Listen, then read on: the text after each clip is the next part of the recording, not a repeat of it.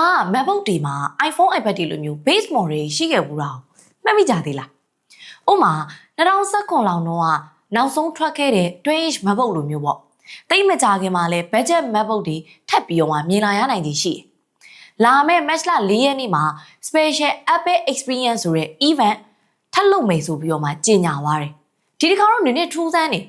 အရင်ကလိုမျိုး recorded live stream ပုံစံမျိုးနဲ့မိတ်ဆက်တာမျိုးမဟုတ်ဘဲနဲ့သူက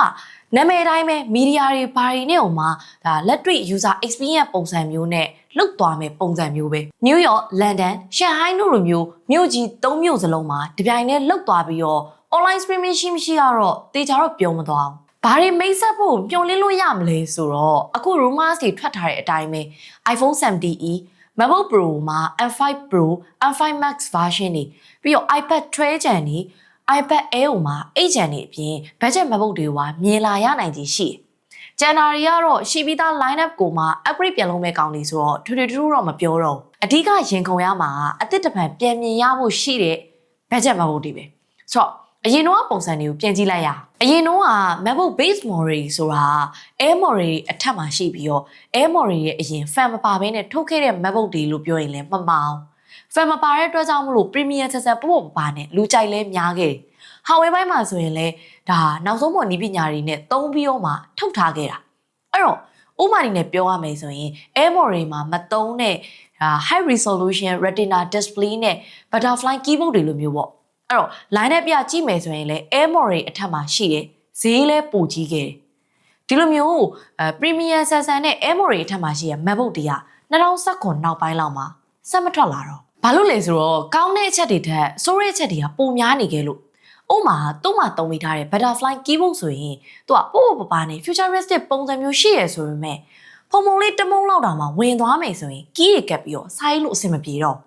တန်ရှင်းလုံးမယ်ဆိုကြလဲလုံးလို့အဆင်မပြေသလိုပြင်မယ်ဆိုကြတော့လေ MacBook ရဲ့ top case ကြီးတစ်ခုလုံးမှာလဲရတာမျိုးရှိတတ်တယ်နောက်ပြီးတော့ typing feeling အနေနဲ့ကလည်း user တွေတော်တော်များများမကြိုက်တဲ့ထဲမှာပါတယ်အဲ့တော့ဒီ keyboard တစ်ခုရဲ့နေကွာအပေးအနေနဲ့ကတရားစွဲခင်ရာတွေတောင်မှကြုံခဲ့ရတယ်ပြောရရင်ကောင်းကျိုးရှိသလိုလိုနဲ့အကျိုးလုံးဝမပေးတဲ့ keyboard ပေါ့ဒါရင်မဲလားဆိုတော့မဟုတ်သေးဘူးအဲ့တော့Mac တွေမှာဆိုလို့ရှိရင်သူကဒီ M series chip တွေမရှိဘဲနဲ့ Intel chip တွေကိုသုံးပေးထားတာဒီ Intel chip တွေကကြတော့ M series chip တွေလောက် power efficiency မမြင့်ဘူးပြီးတော့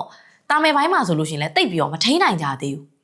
အဲ့လိုအခြေအနေမျိုးမှာ fan တွေကဖြုတ်လိုက်တာဆိုတော့ Apple အနေနဲ့ကတာမယ်ပိုင်းမှာပြဿနာမရှိအောင်လို့ Android power chip တွေကိုသုံးပေးလာတယ်အဲ့တော့ဘာဖြစ်လာလဲဆိုတော့ Pro model တွေဈေးတန်းနဲ့အတူတူပေးဝယ်ရတဲ့ MacBook ကသူ့အမှရှိတဲ့ Air ထက်လည်းဈေးကြီးသေးတယ် performance ဘိုင်းကြောင့်လည်း Air လောက်တော့ကောင်းမနေဘူး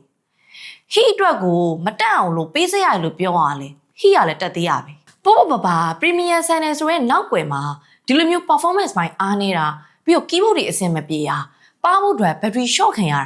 အစိုးဆုံးချက်ကပေါ့အနေနဲ့ဆိုရင် USB-C တစ်ပေါက်ပဲထည့်ပေးခဲ့ရတာဒါတော့မှအာသိမှုတက်ပဲထည့်ပေးထားတာ